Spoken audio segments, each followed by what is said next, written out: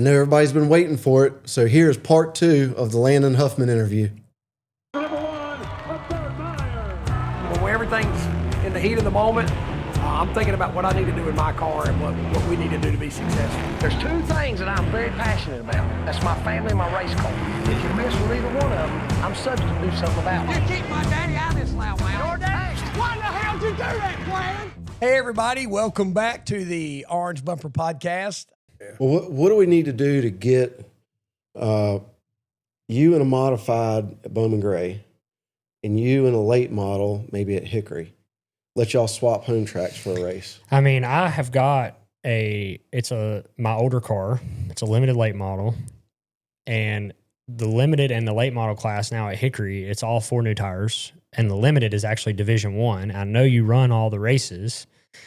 So it might be an extra. Yeah. It might be an extra boost if you come run the limited deal. I mean, I want to run.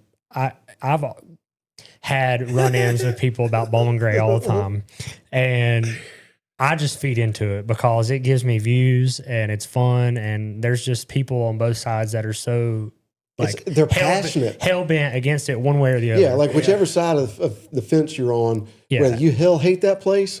Or do you think that Jesus himself put that place down there just for you? People will die on the cross for that place. Yeah, what all those people that give me crap don't know is, hell, I can go sit in the stands and drink beer and yell.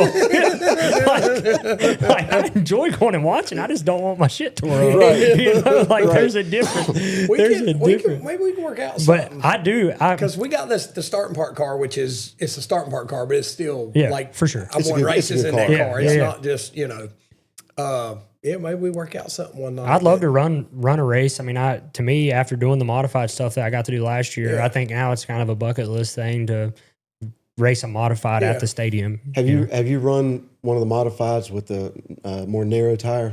No, I think it would fit me better because you run lockers, don't you? Limited sleeves, like a true track. So I mean the spool is like something that I'm not used to because we run a locker in the late model stock cars, and then that tire is going to be more of something I'm used to. So I think I actually with that package would probably feel more at home than I do just taking the modified and running the Smart Tour. Yeah. Does Hickory run Friday nights? Saturday.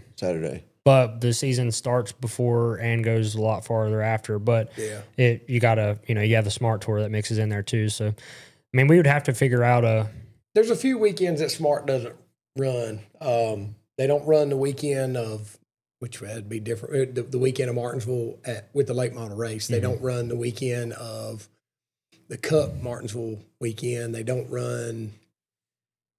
I know Chris does a good job working with Cars Tour to make sure if there's a big Cars Tour race local, doesn't interfere, that they don't step on each other's toes. So we could look at something. Though. I think that Flo would probably be interested in doing some stuff. Yeah. I mean, I know that I can get them and you can get them involved. So I think that would be cool because both tracks are Flo broadcasted. Mm-hmm. And I think we could have some fun with it. I could do some cool YouTube stuff. Yeah. So, I mean, we can figure out the schedule and we'll do something cool. There you go. You heard it here first. That's right. one of the other things that we kind of pushed it last year and it just kind of died. I like the weekends, and I guess the only time they did it was at North Wilkesboro, where Cars and Smart were together. Mm-hmm. From a fan standpoint, I mean, what a freaking day of racing. For sure. Well, we started kicking around the idea of going to, trying to find a road course and do like a road course weekend with Cars and Smart. And what we come up with, Dominion would be the best place. Well, Dominion, we were already going to Dominion. Right. So that would be a good opportunity to do a 2-day show or something. VR South.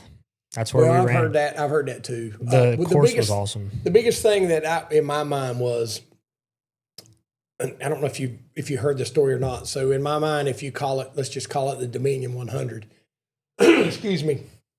You get there at 8:00 in the morning. You get an hour practice on the road course, and your practice is your qualifying order. And you can redraw the top 4 or whatever you want to do, and you run a 25-lap race on the road course. Take that same car, and you go in and run 75-lap race on the oval. God. So, I don't know if you couldn't do that with a late model stock car. I don't think. You probably couldn't, but see here. So with the modified, here's what I was looking at. Because when I first approached Chris about this 5 years ago, I said, what you have to think to yourself is what excuse are guys going to give you for not doing it? Okay. We run a 2-speed transmission. Well, I don't want to go buy a 3-speed or a 4-speed transmission. Okay. 2 speeds only. Okay. The only problem at Dominion is that long straightaway. Mm-hmm. So when I tested the modified at Dominion one year, Steve Britt let me run a few laps on the road course with the modified. I took it right off the oval, right to the road course. Okay. There's only 2 really sharp right-handers. Mm-hmm. Which they weren't terrible, but if everybody's in the same boat, it doesn't matter. It's not that big of a deal. The only problem was that long straightaway. When I got to 7,800, I just had to hold it at right, 7,800. so you didn't blow well, I've talked to Steve about it, about putting a chicane in that long straightaway. Okay, so if that's that a factor, problem solved, okay, right? The other problem is all right. Well, you got guys that got money teams that are going to build a special car for the road course. Well, our left side rule is 56%. So what you would say is it's 56% max, 54% minimum. That way guys are not building cars, specifically for you have to run the same car at the oval that you do the road course. Yep. Same gear, same car, almost like a semi-impounded race where you can't change out parts or anything. Right. If you do crash and you need to go to a second car, you got to start in the back. For sure. But I had a whole formula wrote up about how to do it. So in my mind, what you would do is, right now we run 5.5-inch wheel on the left and a 4 on the right. Okay. For the road course, you just reverse them. Okay. That gets your car closer to 50-50. Mm-hmm. 2-speed transmission. Everybody runs a 475 gear, seal the cover. Like there's a way to do it to where, yes, is taking that oval car and running it on the road course ideal? No. But if everybody's in the same boat, it doesn't matter. It doesn't matter.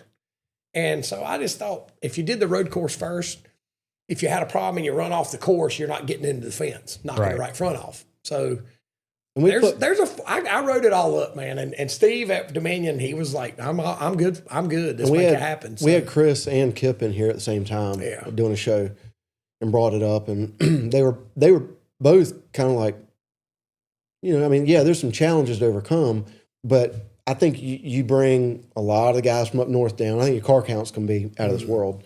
And I do think there would be a lot of outside sponsorship that would come in going up to Dominion. The modifieds would be a lot easier feat than the late model stock car. I say that because it's a completely to go road course racing, in my opinion, with a late model stock car, you've got to set it up to go to the road course. So that's one thing, which that's not that big of a deal. You had to put the same A-frames on the left that you got on the right and square it up and go race. The problem with the late model is the transmission. And then for some reason, I don't know exactly why, but they had to change the oil pan on the Enforcer to be able to do what they needed to do at the road course. So the transmission that we run is a crap T10, old school T10 transmission. Those things would not make it a lap. Right. Really? Yeah. Like it would, you wouldn't have, you'd have 4 cars finish probably. Mm. But when we did it on the show, we ran truck series transmissions, but it's super expensive. Yeah. I don't understand why you couldn't take a Pro Late model 3-speed, like a DEI 3-speed, and throw it in there, and they shift like a truck. I mean, you don't have to use the clutch, burp the throttle, throw it in gear. So that to me is something that could work, where if teams wouldn't have to go lease, a truck series transmission that costs you $10,000 to lease it or whatever it is, to go do it. But I had a blast on the road course on the show. Like I could not believe that I had so much fun on it. And the late model cars were awesome on the road course. I mean, you just lacked drive and you could sling them around, but you had to still be careful, and it was fun. Sounds like it put more of the outcome in the driver's hands. For sure. Yeah. Like I sat on the pole in my group. I out-qualified the road course guy, and then I ran off the track the first corner. Straight off the end. Yeah. But that was the first at-speed lap I'd ever ran on a road course. I wasn't even mad at it at the end. I'm like, man, they're like, are you upset? I'm like, hell no, I was fast. That was fun, right? Yeah, like, I can't believe I was fast. So after I did that, I'm like, man, this would be super cool to come here and race and have a weekend of it, but everything has to line up and be right, because you don't want 12 cars to show up. Yeah. At the late model side of things. You want a full field if you're going to do it. Which is the reason I said you'd have to put limitations. For sure. And like tire-wise, like with a spool, we run 3 inches of stagger. Mm-hmm. You got a 20 and a 30, right? Yep. In my mind, put 30s across the back, 20s across the front. You got 0 stagger. And then you got 4 new tires, 2 20s and 2 30s. When you go to the oval, use the same left front and buy 2 more tires or 3 more tires.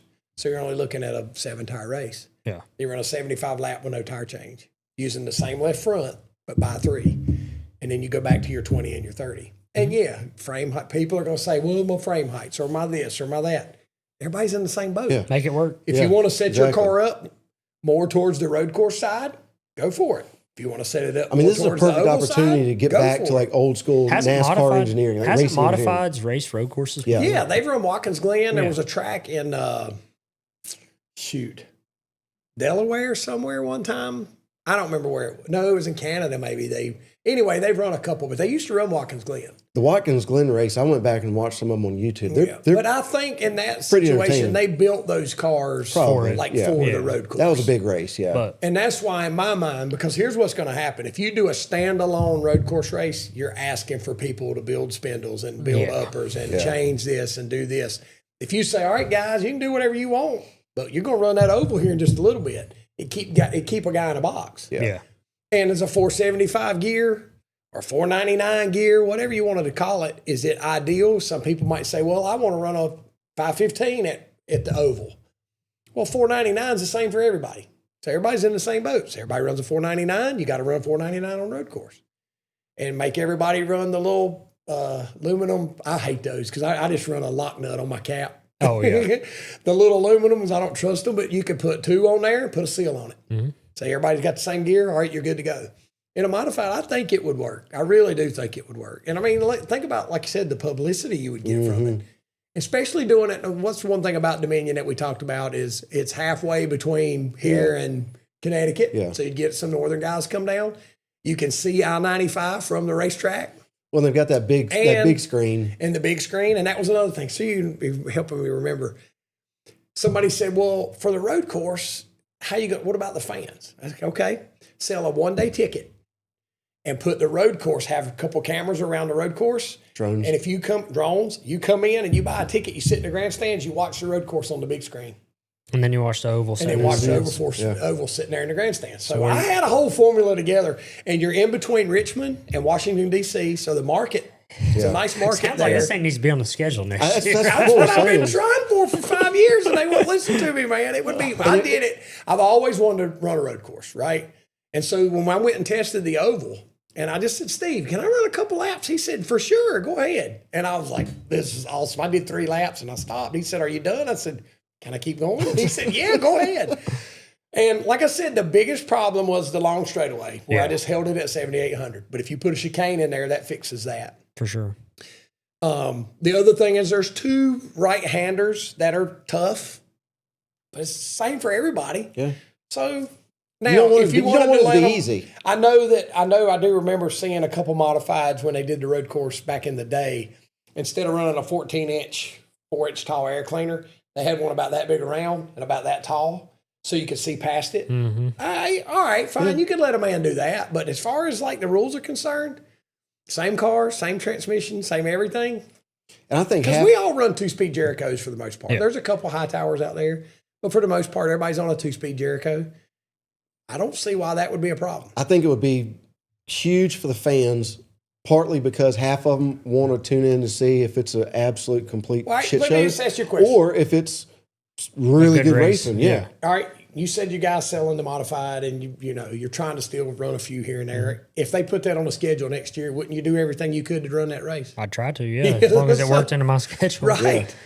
But you'd love to do it. Yeah. Right? Yeah. And I think after that my experience, I thought I'd hate road courses. And honestly, like, I don't necessarily like watching NASCAR road course stuff, but I understand why the drivers enjoy them. Yeah. Oh, yeah. Because, it was fun. I'm sure in a different, it has to be the right car for it to be fun. Yeah. Like that Cup car don't look like it's all that fun on a road course, but a modified or a late model stock car, something you got to wrestle. Something you can sling around. Yeah, dude, I think I could understand totally why it would be a blast. Talking about different tracks, now that you've got 2 years of modified under you, how excited would you be to run one at Bristol? I've raced Bristol in a truck. I think it would be badass. I think I would rather race a modified there than a late model stock car. I mean, I think late model stock car, you're asking for a lot of problems.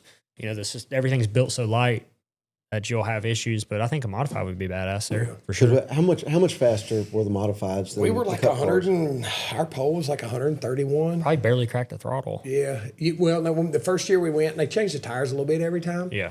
The first time we went, you just breathed it, just cracked it. Wah.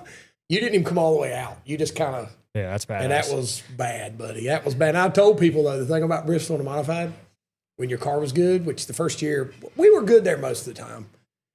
When your car's good, most fun you'll ever have. Your car's not good, you'd rather be somewhere else. I think that's every modified race Yeah. I ran. When my car wasn't Yeah, but I'm driving talking good, about like scary. Yeah. Like like, when what you're- am I doing out here? Yeah, like this is going to be bad. If this goes sideways, it's going to go sideways. Every modified race, I just remember even growing up as a kid, the modified races at Bristol, there was always one huge wreck, Yeah. like on the front stretch. Been there, somewhere. done Like that. when I killed mine that year, I think it was the last year we ran there. I thought you were talking about when John Smith ended up on top. No, that was when Newman wrecked the qualifying, field. No, that was in practice. We were P1 in practice, and we had a set of tires. They were stickers, but we had a set of tires left over from the year before. And Tony Jr. was there. And that was the first time that we'd really done anything with platform. Like we were real stiff and real low. And we were P1 on those tires from last year and stayed P1 till Emmerling knocked me off at the end of practice. About 3/4 of the way through the practice, I broke the lower monoball pin, the bolt, and I felt it hit the ground. Pow, killed it. I mean, destroyed it. So I didn't get to run that race, but You were fast. that day we were fast. It was one of them where you just let it breathe for a half a whoop and then right back to it. When I ran the truck there in 2017, that was right when they started putting the PJ1 down. And I first went out on the track, and I'd never ran anything but an ARCA car at Berlin for Venturini because I was spotting all year, and they didn't have that race sold, so I got to do that. And then late model at Hickory, and that's it. And they put me out there in a truck at Bristol, and I thought I was hauling ass. Like, I come in, I'm like, yeah. They're like, how is it? I said, how is it? Well, you're 30th. I'm like, what? They're like, yeah, you're 3/4 of a second off. I'm like, what? Like, I don't think you're using enough throttle. So I'm like, okay. So I got out and I watched some guys. I'm like, God. Yeah. Went back out there, and it felt like, I mean, you're cracking the throttle and then right back in on the PJ1. And when you committed, you committed. And Yeah. I ran good for what it was. I was in a Mittler Brothers truck. So, it wasn't great equipment, but I ran competitive and finished top 20. So, I mean, it was day. fun. Yeah, Yeah, I had a no, blast. I The mean, thing about a modified at Bristol, and it may be in everything at Bristol, the thing about I noticed at Bristol in a modified, very, very little room for error. no, I can believe Very that. little room. There was no lazy spin. Right. It was bam, and that was it. Yeah, with the And rack, too, I could see that. Yeah, it was. I'll tell you a funny one. So Christopher had tested there, Teddy had tested there, and somebody else had tested there. It was when the first time modifieds were going. And the big talk was Teddy went around there wide open, never lifted. Well, we ran a race at Franklin County. I think it was on Saturday or whatever it was, and then we were supposed to test at Bristol like the next day or 2 days later. I think it was the next day anyway. It was a Sunday and a Monday, whatever it was. And we went straight from Franklin County to Bristol. So we had our scales. We ran Franklin County, we had the car setting it on scales, getting it ready, transitioning it over to Bristol. Well, it was from like 10 to 12. And then they took a break from 12 to 1, and then from 1 to 2 or whatever it was, 3. So it was like 15 minutes before lunch break. And all everybody talked about was Christopher held it wide open. So we're 15 minutes from lunch break. And I'm sitting here in the car and getting it ready, and my crew chief's weighing it out. This is when Scott was helping me. I said, dude, we got to make this first run. I've sat here and watched these guys all morning. We got to get out there. So we get done. I come off pit road and go into through 1 and 2. And when I get to 3, never lift. The spin. I'm the only car on the racetrack, so everybody out there is looking up to see what happened. And I held it wide open. Ted Christopher held it wide open. I'm going to hold it wide open. Well, I did not know they had changed the tire compound. The Small tires were a detail. little harder, so you couldn't Didn't hold work. it wide open. So, I mean, I sailed it all down in there. Luckily, I didn't hit anything. That's but, one thing. If you tell a racer that you can hold it wide open, they're going to try hey, it. they said, Chris held it wide open. What do you mean? Oh, then I well, can too. that's right. Well, I tried. But luckily, I didn't hit anything. But I'm sort of miss the Bristol modifieds. I sort of don't, just because it was Bristol, such a long, well, hot, every time we went, it would rain. miserable. And we were there with the trucks, and they would stop our race, run the truck race, and then finish our race. And it was just, honestly, though, and I'm a modified guy, and I love fast, get after it racetracks, but modifieds are too much for Bristol. They really are. They tried restrictor plates. They tried a tall spoiler. They tried, the things they tried to slow them down made it worse because now you can't hold it wide open. Yeah. They put a 10-inch spoiler on it with a restrictor plate. Well, now you just hold it wide open all the way around there. And so it just, there was really, logistically, modifieds are probably too much for somewhere like Bristol. It was fun. And then you was talking about the suspension and stuff. The first year we went to that big speedway hub. We had double sheared shock mounts. We had heavy duty lowers and uppers and stuff. And then they kind of figured that it was okay. So then they kind of went away from it. We didn't have any problem, but you got a 2,600 pound car too. Yeah, it doesn't weigh near as much. So It's got that a lot was of a tire, whole too. lot of it too. So, Yeah, the late model cars, they weigh too much. And I mean, to weigh 3,100 pounds now, we got so much lead in the car because they don't weigh nothing. Like chassis wise, they're building them so light. Yeah. All suspension's built light. I mean, your I think A-frames will Hitchcock- fold in half. when Jason, my brother works at Jay's, and he said, we don't build them to crash. Yeah. Yeah, they built a race. Well, And I mean, which is complete opposite when Tony Jr. built me that modified for the stadium, the rear bumper braces that come out. And he was trying to make this car as light as possible because that's the mentality. You know what I mean? Tony Jr. came from that. The car's got to be light as possible. And the rear bumper braces, he made them so light, we put it on air jacks and they went.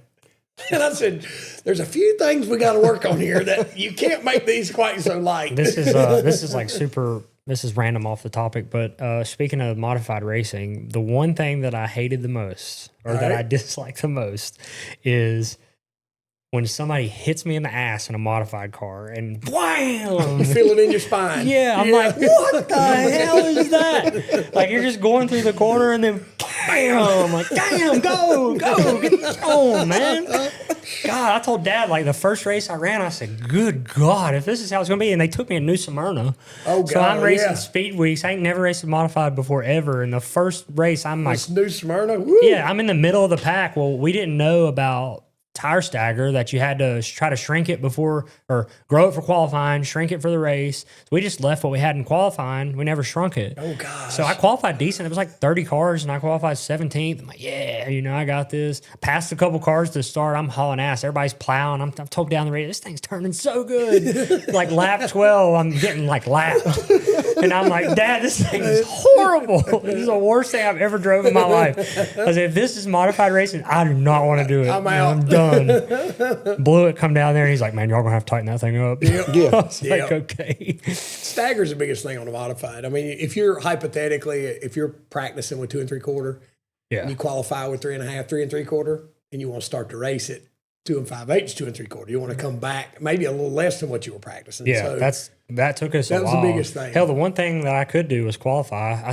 I started in the draw almost every Yeah. time I raced, but I never let a lap. I started on the front row 2 or 3 times, and I never let a single lap. that's one of the biggest things I see with guys that come into modified and at the stadium, especially because qualifying's so tough over there. And in practice, they'll be pretty good. And in qualify, they come in there and I'm like, well, what'd you do to qualify? What changes do you make? Well, nothing really. We were really good in practice. And I'm like, if you're really good in practice, you better raise your track bar and put some stagger in it. I learned that. I mean, I was fast at Franklin, fast at Anderson. I finished good at Anderson. There was a couple races you were really good. I had speed, but just the longevity was never there. Yeah. But I do think if I were able to race a car, just say, Wake County or any of the Smart Tool race, if I could go race a car for someone that knows what they're doing, I would learn a lot more. Where you could just get feedback. Just because having to work on it, and Dad, I had my guys that late model race, but it's just tough, man. It's tough coming into y'all's world and be like you trying to fill a late model stock, and never racing it. Or well, competition now. I mean, as long as I've been doing it, and it's still, I mean, it's tough. We were excited about third last week because It's so And tough that's right not now, man. that's not like you. As long as Right. I've known you, Well, I mean, you're happy, but you're not satisfied. Yeah, you're not comfortable with the biggest finishing thing third. was not the finish; it was how my car drove. yeah. I know that. All right, if this will keep doing this, we're going to be good. Yeah. Where end of the year last year, especially most of the year last year, but end of the year, we were really good at Tri-County. There was a few tracks we were pretty good at, but like some of the low grip tracks, the high tire wear tracks, we were terrible. Which is And normally that's your best normally, track. Well, so let me tell you where the change. What happened is years ago, where I would win most of my races was right around in 5th or 6th. Guys burn their stuff up. Lap 75, I'm leading the race. Where guys would use their stuff up. Well, the cars are so much better now that guys can run hard Yeah. and the cars last. Where they used to didn't last. Used to could wear them out. So the cars have gotten good enough now. The spec motor is a some of that too, because the spec motor you can run it harder because it's got a heavy crank in it. Yeah. Where the built motor stuff just buzz the tires. Well, back in the day when everybody had a built motor and they're up there buzzing tires and I'm just babying it and I'm riding around, and next thing you know, I'm leading the race. Those days are gone. The days of riding around and saving tires, you still manage. But what I call saving tires, those days are gone. Those days are gone. It's like that in late models too. I mean, you gotta, which some of that's the tire, some of it's the late model cars have more horsepower right now than I think they ever have. I mean, we're pushing 560 on a dyno. That's pretty dang good for a late model stock I'd car. say. And, the brakes we still run crap brakes. So there is some other factors that go into management for a late model. But as far as the tire goes, I mean, you used to be able to ride around just like that and then move forward at the end. And now even the tracks that wear, the pace is so fast and it's so hard to pass. Even if you do save, you're never going to get to the front unless you try to move forward. That's what Newman said when he ran that cars race. He said the one thing he was not expecting is pretty much from the time the green dropped, like it was hammered down. Yeah, it's a fine line of figuring out how to maintain and manage the equipment, but also get the most out of the car without punishing it, which it's a skill. I mean, there's a technique to the modified stuff too that's totally different. Have you ever driven one of those cars? A late model? Yeah. When Philip had that late model stock, I won several races at Friendship Oh, did you? when it was paved. Oh, okay. And I've run a few at Caraway. But I would say they've probably changed quite a bit Oh since yeah, then. dude! From then to now is major. Maybe y'all time. be at like I said, work something out where y'all can experience the other one's kind of home track and figure I something out. won the first late model. I won this 2 in the same night. First late model race I ever ran at Friendship. I think you would do on a. It's so different, man, because I grew up. I think guys that and listening to you tell some of the differences between a late model and a modified. All right, well, I'm just the opposite. I grew up in a modified. I ran one season 4-cylinder, but we won't count that. At 18 years old, I was driving a modified, and that's what I drove. Well, next thing you know, I got in a late model stock. My brain is moving so much faster than my surroundings. In a modified, you listen and feel for a shift. Wah, wah, you're gone. In a late model, I literally watched the tack. Yeah. And I went, wah, wah. Yeah. And I watched the tack. And my brain is moving so much faster than my surroundings because I grew up in a modified. Where if I grew up in a late model stock and then got in a modified, I could see where it would be like a big shock. It's a shell originally. shock for sure. Yeah. So, and not getting to do it, you only did it once every couple of months. So maybe 3 times a year. 4 Yeah, but the times a fact year. that you were competitive, it just goes to show your talent. I mean, there's a lot of guys that try and, transition or they want to try it or Well, and I whatever, think and they're just boat anchors. The biggest thing about when Landon showed up is there's guys that show up and they might be fast, and then they qualify 5th or 6th, and they have a good qualifying run, and you're like, all right, which lane's he in? Yeah. With him, we didn't worry about it. Right. Because we knew he was, even though you were new to the modified, but you weren't going to crash the field. Right. I could maintain until I had to get out of the way. Right. Do you think, and it kind of goes back to what we were talking about earlier, cars versus smart, do you think there's more respect shown on the smart tour than there is a cars tour? Depends on who you're racing. Yeah, I think that's that. Yeah. We've got some of that too, but I think most guys, even though, and I'll say this out loud, like Jake Crum, when Jake first came in, I think he had a chip on his shoulder and felt like he had something to prove. and was kind of really rough around the edges. And I've noticed a little bit of change in him. Like he's calmed down a little bit. I know that might be a sore subject with you. And I mean, he'll never race me with any respect, I don't think. But I've noticed, I guess what I'm getting at is he was new to our world. And now that he's been there a little while, I think he's realizing what you're talking about is like, just don't be that guy. You know he's not a dumb racer, and he's a good race car driver. You know, he just mine and his relationship is totally different. Well, yeah, that's a whole different thing. But my point is I was just using Jake as an example. Well, he's a good example because if you come in and make waves, you can only make waves for so long before, you know, some stuff really starts happening bad for you. Right. Yeah. And if you're going to race against those guys every week, you can't be pissing them off every week. Right. It doesn't matter where you race. Right. I mean, late models, modifieds, 4-cylinders. I mean, if you're running over people, eventually they're going to have enough. Yeah. You know, so there is a mutual respect. Well, and I think that's a whole lot of what we were talking about too. Is you got a young kid that comes in because his uncle is somebody at some corporation and he brings money. He knows he's only going to be there for a year or two, and then he's gone. He could care less. Yep. But if you got a guy that's coming in and say, man, this is all right, I'm going to run here. Like Jake, he's come into modifieds and it feel like he's found a home. Maybe he feels like he's found a home. This is what I'm going to do is run Smart Tour. Going to be competitive, yeah. Going to be competitive. We're going to stay here for a while. Then your mentality changes. If you're a kid that's coming in and you're like, hey, I'm just doing this part-time or I'm just going to do this for a year or two and then I'm gone, you could care less. Well, they're just a visitor. They're not at home. Right. And there's a big difference there. Yeah, and like somebody like me, the last thing I wanted to do was come in there and piss somebody off. You know, I wanted to gain the respect of you guys to know, like, okay, well, if Landon's racing side by side with me, he's not going to freaking stuff me in the fence or, you know, I take a lot of pride in being able to come in and race like that because it is different and you guys don't know me when it comes to racing. So you got to learn the people you're racing around and, you know, so it happens in late models. That's how I grew up. Yeah. But it's changed now. It's changed now. Well, with your, I did want to give you an opportunity. I'm a fan of your YouTube stuff. Like I like the fact that you're pretty unfiltered and you don't really give a shit what, you know, if somebody agrees with you or not, you call it like it is. And that's something that I've always, you know, appreciated. So if some folks want to go watch your restart school classes, or this is what a clutch does. This is your gear shifter. Yeah. Which I literally laughed out loud when I saw it because I understood like where it was coming from and the point you were getting across, and it was all good fun.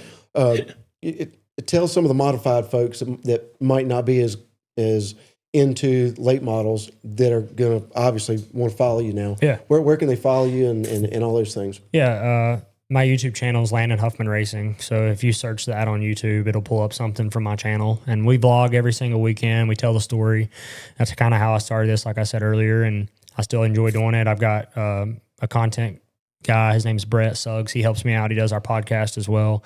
We have Huffman Racing Radio. That's on my second channel, which is just Huffman Racing. So we put all the full-length podcast videos over there, and then all my vlogs and shop videos and stuff go out on my personal Landon Huffman Racing channel. So I'm not as consistent as I once was with it, but I work at the shop at Carroll Speed Shop now on the cars that I get to race. So fortunate for that, and it's taken me away from the content stuff a little bit, but it pays a little better there. Yeah, so right. Well, that's a good problem to have, though. Yeah, for sure. I mean, you were one of the, I don't know the first ones, but you've really capitalized on understanding your brand as an individual. And through that, being able to highlight all of your partners within racing. And that's one thing we talk about all the time. And I've said it several times, and Kevin Powell explained it the absolute best. And, you know, you've got partners, and you got, you know, people that just want free stuff, like donations. Mm-hmm. Yeah. And being able to market, and I was listening to, on the way down here, your latest show, I guess, came out yesterday. Yeah. And you went into great detail about talking about some of the products that this dispensary has, and some of the sleep stuff. Like you knew what you were talking about. Mm. It wasn't just like, you know, Victory Lane. I'd like to thank Hustler, Citrusafe. Like you actually knew the products. Yeah. And from somebody that works, you know, here, and I'm kind of got my hands on a little bit of everything. I think that's a lost art with some of these young guys, is they're not as involved with understanding how to work with partners. It's because their family owns the business. Well, They don't this have is to. true. Yeah. I mean, Yeah. I totally agree. I've not always been great at that. I think I'm still not great at it. I think I do well at it, but there's a lot of room for improvement.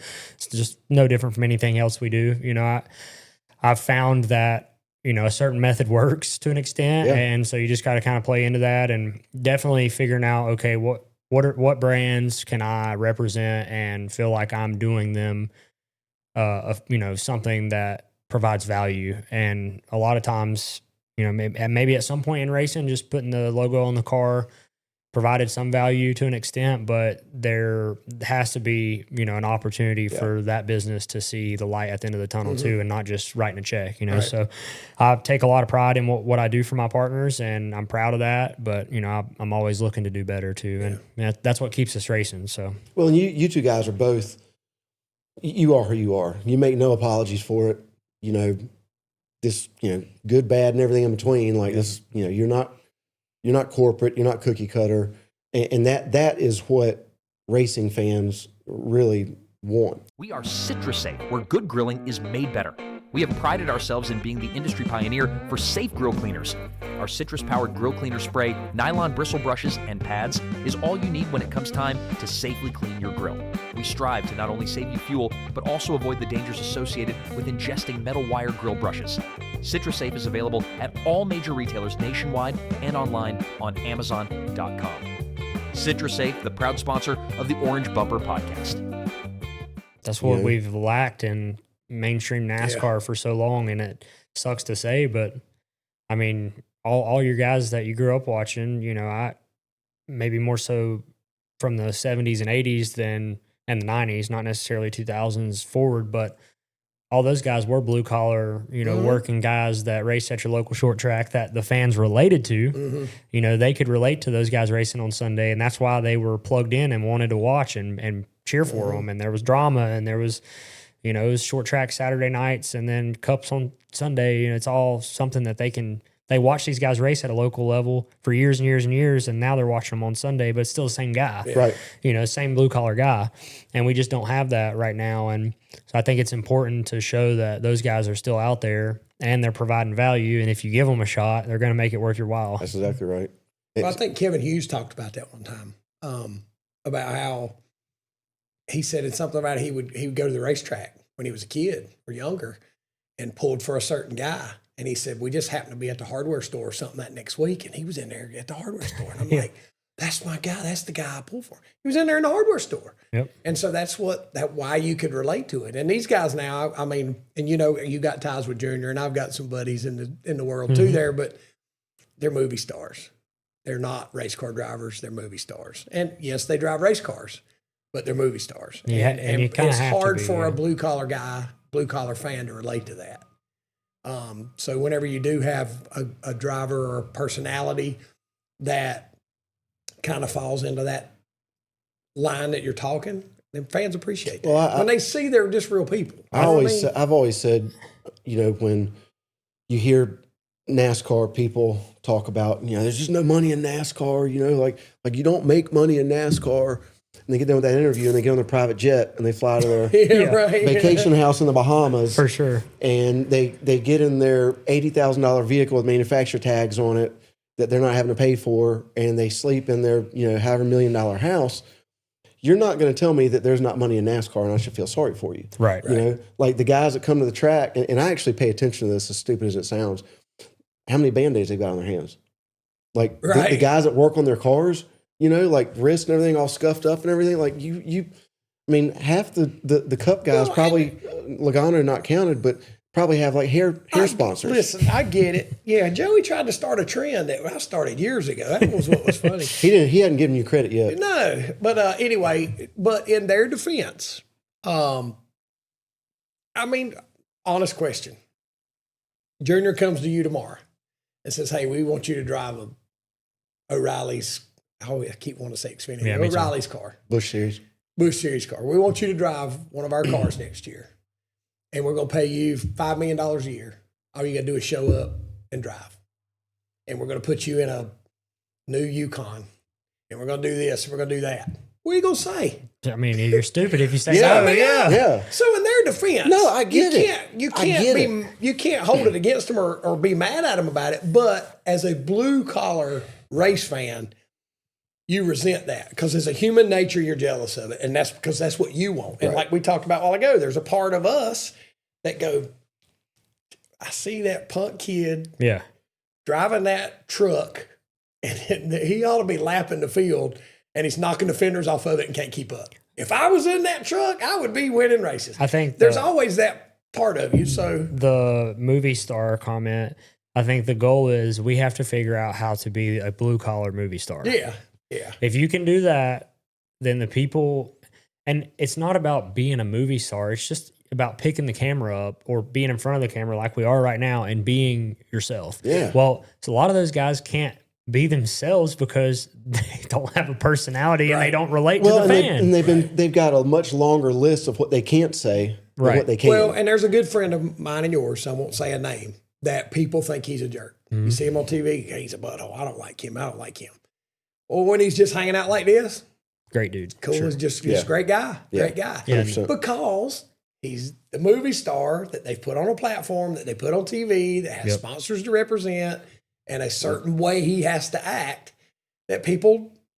And maybe that's a luxury that we have racing at the level we do, that yes, the Cars Tour is gaining popularity and it's getting larger, but it is still blue collar grassroots racing. And so is the Smart Tour. Yeah. And as long as, you operate here, I mean, I would think I would hope if I were to get an opportunity at the next level, I could still be myself. And Yeah. granted, there's things you can and can't say, and a generally good human being is not going to say the wrong thing necessarily. Right. But there is times where it pays off to, not filter everything and Right. just say what's on your mind, because people like to hear that. Yeah. I mean, Right. they do. And as long as you're willing to own it, Yeah. why not? That's that's Well, how one it of the works. coolest things, and I told Joey Dinowitz this, and he just smiled because he knew. One of the coolest things I've seen him do lately is when we had the Clash preview thing, and they had the Cup drivers there, and they had them timed sessions, but you could come up and get an autograph and, hey, how you doing? Get a picture and like make contact with these guys, Yeah. with Larson and Elliott and Kyle. And I've said for years, you've got to make these guys accessible to fans where they can interact with these guys, because the majority of the time you see them on a golf cart throwing their hands up. And it ain't Dale Jr.'s fault he can't go to the mall. He'll get mobbed. He'd get mobbed if he mobbed, went to yeah. the mall. Poor guy can't go to a dive bar and have a beer. Yeah. It's tough. And that's not his fault.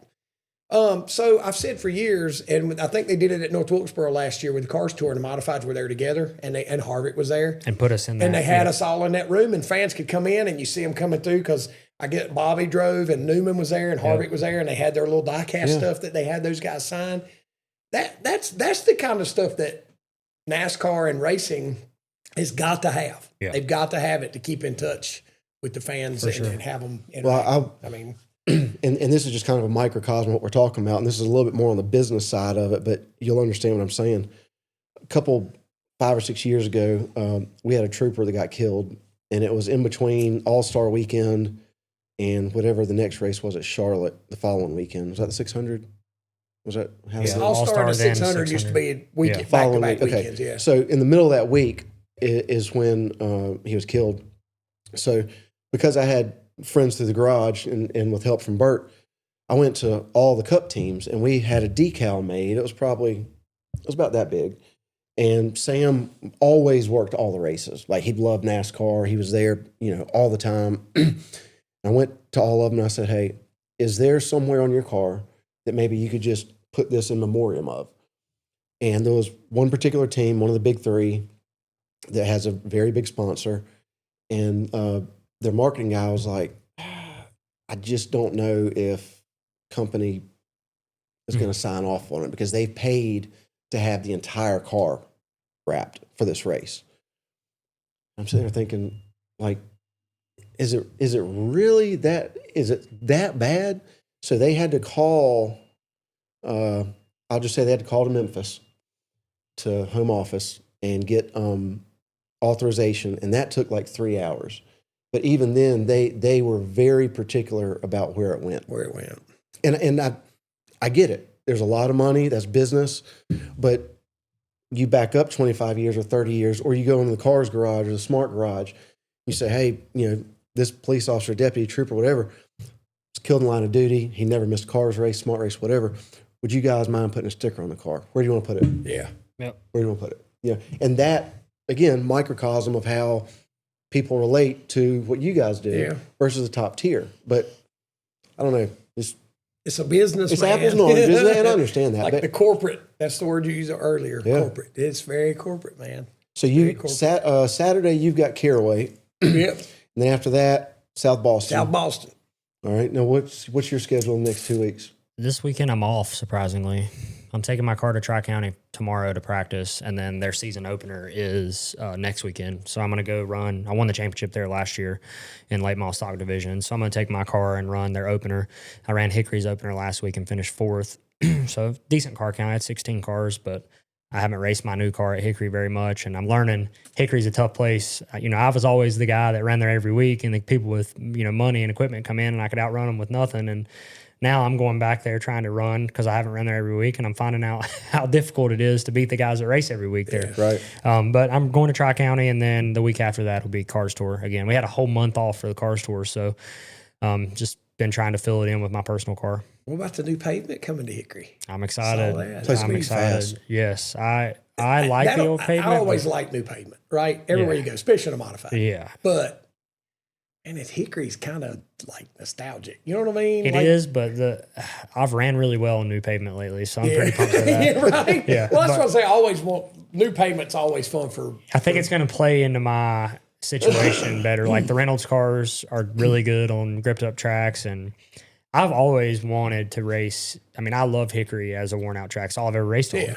But I've watched all those old videos of it with fresh pavement. I'm like, man, I don't know if I'll ever get to see it paved. Yeah. It was back in the 90s since it was last I think paved. 92 or 93, something like that. Yeah, because the race after that is RJ was just talking about it on my podcast. It was the record-setting race for cautions in NASCAR's top 3 was Hickory Busch race right after it was paved because the track was fast and they were running into each other so bad. But yeah, I'm excited. I think the biggest takeaway from Hickory being paved is it ensures that the track's going to be there. Yeah. Like there's been these question marks, and you see tracks falling to the wayside. Greenville Pickens is setting dormant right now. A lot of these just situations where people are coming in and buying a plan. Who's picking up the tab for that? Are they getting like money pumped in from NASCAR? Or is the owner doing it? I think the owner leasing it? Benny Yunt, who owns the track, he used to own it and promote it. And then Kevin Piercy's promoted it since 2010 or something like that. But Benny finally has started coming back to the track and realized it needed some work. Mm-hmm. So I think he's been putting some money, into it. I don't know for sure what all the details are, but I do know that he came to the track last year at the end of the year, talked to everybody at it was the Bobby Isaac Memorial, and said that he's going to be making an effort to put some money. And they paved, in front of the grandstands, like the walk-in area. They redone the office outside completely, did some work to the bathrooms. With that grant money that they got from the state, they paved the infield. So it's slowly, getting there. I finally seen some fresh paint on the walls this past week, and I haven't seen that in a while. Yeah. So it's, I think that they keep working on it. It's going to get exciting, and I could see Hickory maybe being that, stopgap for NASCAR to maybe bring the Clash there. Or I heard a rumor about that. Hey everybody, it's Devin from New Again, and today I'm going to show you a different way you can use our rust remover kit. As you can see, there is some surface rust right here on this table saw. Someone left a jug that had some water on it, or some water just got trapped underneath the jug, creating an outline or whatever this is of surface rust. So first we're going to take our soapy water, we're going to get rid of any contaminants, any loose particles on the surface. Then we're going to take our gel, we're going to apply it to the surface, let it spread out. Then we're going to take our applicator pad and we're going to actually agitate it a little bit, try and get it in there a little bit deeper if we can. So the key point is just making sure that everything's covered with this gel. Then we're going to let it sit for a little bit. So after you see that the rust has been removed, we're going to wipe it down, we're going to rinse it, and we're going to dry it and see what it looks like. And these are the results. You can find New Again in the grilling section at Home Depot or online at homedepot.com.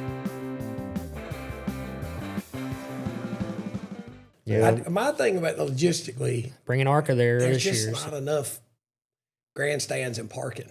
They'd have to figure out a way to. It would not be. They couldn't do it in the next year or two. It would have to be a long term. Is it going to hurt them to absolutely slam pack a local track and there just not be enough seats? No.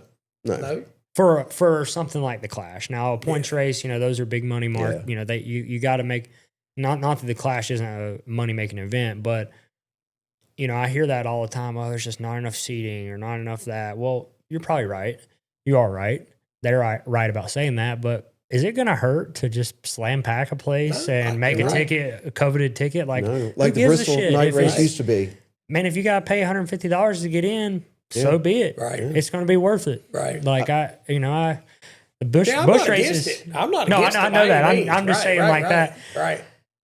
I don't know. Like the bush races used to be slam packed, but I'm all right with it being a coveted ticket. If you want to go, man. If they move it to a bigger track, which obviously they don't have anywhere to go but bigger, but I still think, and I guess I'm the only one that thinks this, the whole idea of that they looked at last year at North Wilkesboro, as long as you don't change anything safety related, bring whatever you want.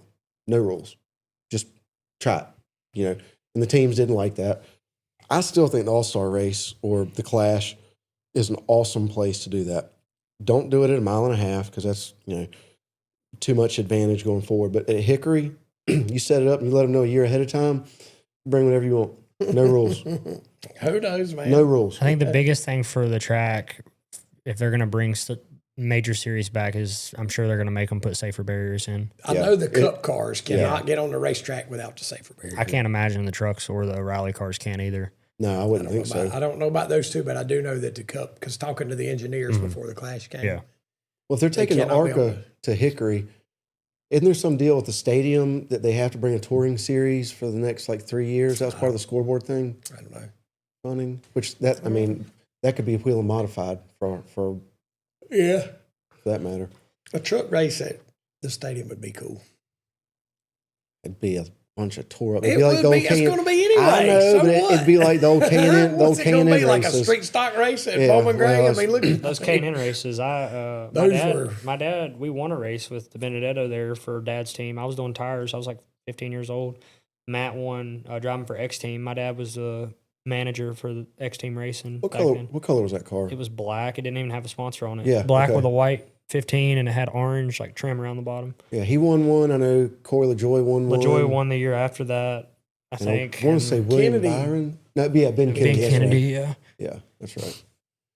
Well, we've touched on some subjects today. We put out a bunch of fires, man. I want to say this too, because we was talking about. I talked to a sponsor the other day, and they were like, "Well, Slate's pretty open, but your car seems pretty full." I want to let people know right up front, it's never full. No, right. We're always looking for partners. I'd love to partner with somebody. As you can see, if you look at the Smart Tour car this year, Citrusafe's on the back panel. Always has been, always will be.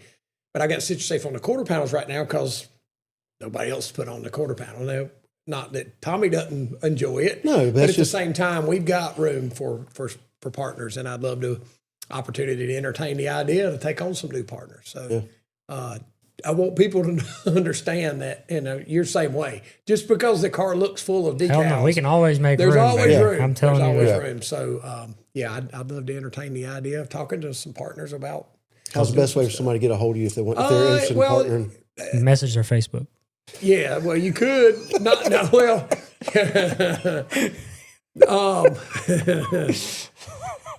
that's a good question. You better get that figured out. That's pretty important. That is an important question. I mean, obviously, the Facebook. Well, a page, lot of your management team is behind the scenes of racefangear.com. Race Fan also. Gear. You can find it. You can contact me on Race Fan Gear or the Burt Myers fan page, or I'd even go as far as to say my Burt and Kim, our personal page. There's ways to get in touch with. Do not send people your personal page, Brett. Well, if they want a partner for a sponsorship, come on. Just opening a nice can of worms. Well, come on. What were we just talking I guess you got to approve it for it to get. Yes. But I mean, the point is we're always looking for partners. We're always looking for partners. So. And partners being the key word. Partner. Yeah. Yeah. It's not a sponsor. It's not a donation. We want to help you help us. So.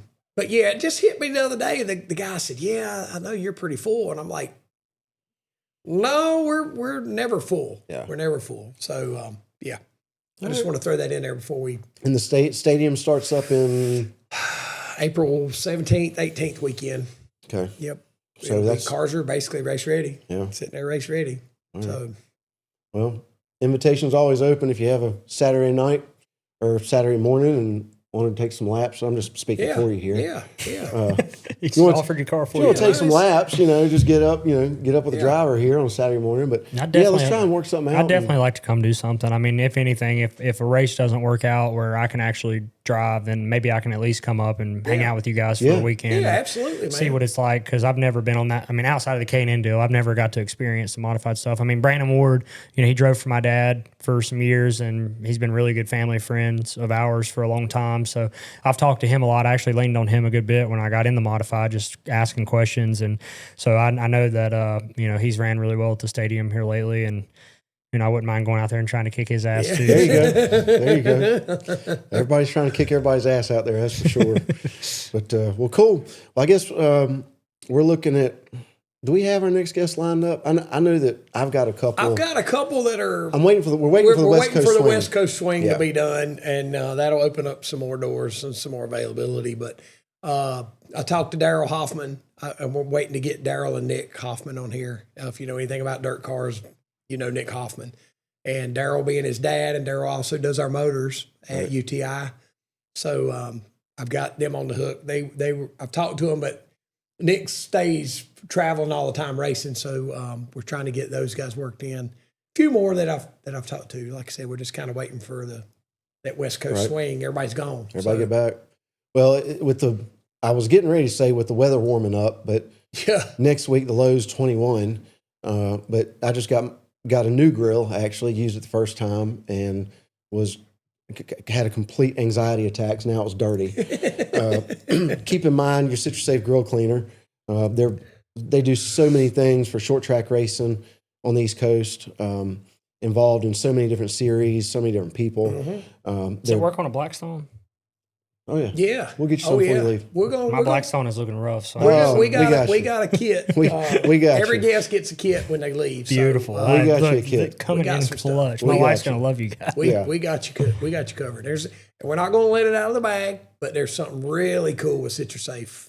Yes. Coming up in the next month or so. Yes. Something really cool. Yes. 100%. We're not going to talk about it yet, but we'll dangle just a carrot. tweezer. Just a tweezer. Thanks to Citrusafe for providing us with a studio and all of the things that they do for us. They truly are ambassadors for what short track racing is and should be.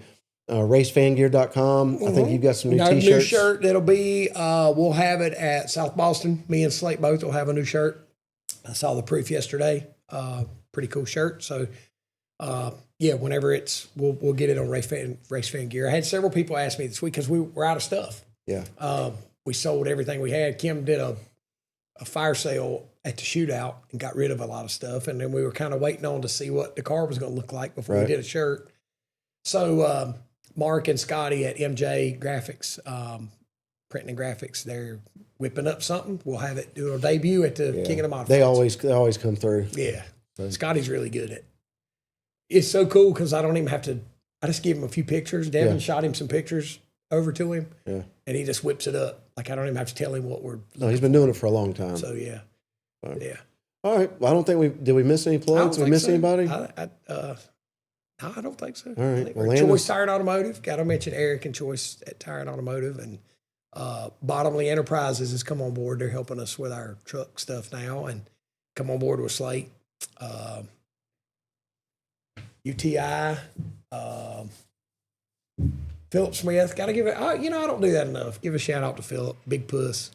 Bubba Speed Shop. Great name. Yeah. That's Big Puss, man. I wish that was my name. I need to meet Big Puss. He's probably nicknamed himself. He'll tell you I'm the Big Puss. So, but yeah, man, there's so many people that make it go, man. It takes a lot to make it go, like you said. Bryson Brothers Aerial Solutions, getting ready to be spray season for all you farmers out there. Got brand new drones. We're selling them. We're training people on them.